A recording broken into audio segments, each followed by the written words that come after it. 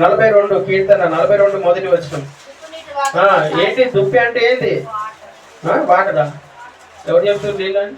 దుప్పి అంటే జింక పిల్లలాగా ఆశపడతా ఉంటాం. ఎడారిలో ఒకసారి మనం ఆలోచన, ఒక ఒంటెని చూసుకోండి ఒకసారి.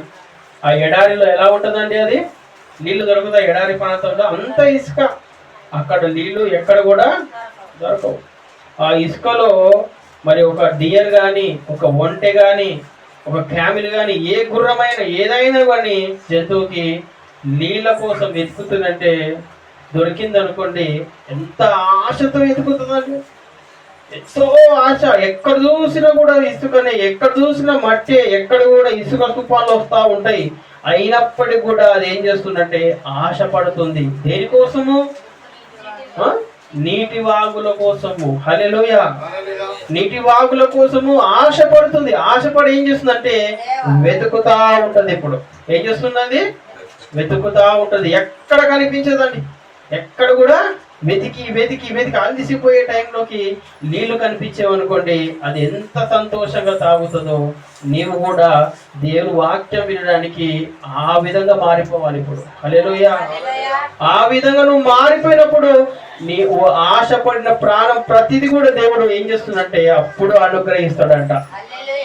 హల్లెలూయా. అందుకే దేవుని వాక్యం కొరకు దుప్పి నీటి వాగుల కొరకు ఆశపడినట్లు దేవా నీ కొరకు నా ప్రాణము ఆశపడుతున్నది. నా ప్రాణము దేవుని కొరకు దుష్టగొనుచున్నది. జీవము గల దేవుని కొరకు దుష్టగొనుచున్నది. దేవుని సన్నిధికి నేను ఎప్పుడు వచ్చేదను, ఆయన సన్నిధిని నేను ఎప్పుడు కనబడేదను. నీ దేవుడు ఏమాయన వారు నిత్యము నాతో అనుచుండగా రాత్రి పగలు నా కన్నీళ్లు నాకు అన్నపానములాయెను. హల్లెలూయా.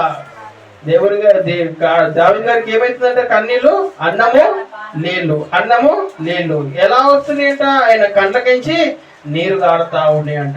చాలా మంది దేవుణ్ణి అపసహిస్తారు. ఇప్పుడైతే అవన్నీ వీడియోలు చూస్తాం. అవన్నీ వీడియోలు మనము చూస్తూ ఉంటాం. కరుణాకర్ సుగుణ అని కానీ, లేకపోతే కొంతమంది ఉంటారు కదా, వాళ్ళందరూ వ్యతిరేకంగా మాట్లాడుతున్నారు. వాళ్ళు మాట్లాడినప్పుడు నవ్వుకుంటారు చాలా మంది. దేవుని వాక్యం తెలియని వారు అపహాసిస్తారు. కానీ దావీదు గారు మాత్రం ఏం చేస్తున్నారంట? ఆ టైంలో కన్నీరు గారుస్తా ఉన్నట్ట. హల్లెలూయా. కన్నీరు గార్చి దేవునికి ప్రార్థన చేస్తున్నట్ట. ఆ విధంగా మనం చేయగలుగుతున్నామండి. ఆ మాటలు విని మనం ఏం చేస్తామంటే విశ్వాసంలో నుంచి అవిశ్వాసిగా మారిపోతా ఉన్నాం. కానీ దేవుని వాక్యం చెప్తా ఉంది, దేవుని సన్నిధి నేను ఎప్పుడు వచ్చేదను, ఎప్పుడు చూచేదను అని ఆయన ప్రాణము ఆశపడుతా ఉన్నదంట. దుష్టగొనిచున్నట్టున్నదన్న. హల్లెలూయా. ఆదివారం ఆరాధన అనగానే సాయంకాలం అనగా టైం తెలుసు మనకు. అయ్యగారు ఎప్పుడో తెలుసు, ఎప్పుడు ముగిస్తారో తెలుసు. మనం ఎప్పుడు వస్తామో మనకే తెలియదు. ఇది తెలుసా ఈ విషయం? మనం ఎప్పుడు వస్తామో సంఘానికి మనకే తెలియని పరిస్థితి మనం అవుతా ఉన్నామంటే నీతిమంతుల మనం కాలేకపోవడానికి కారణము ఉపదేశం వినడానికి మనం పరిగెత్తుకొని రాలేకపోతున్నాం. కాబట్టి దేవుని వాక్యం చెబుతుంది ఆ విధంగా ఉంటే మనం మార్చుకోవాలని దేవుని వాక్యము చెబుతా ఉంది. హల్లెలూయా.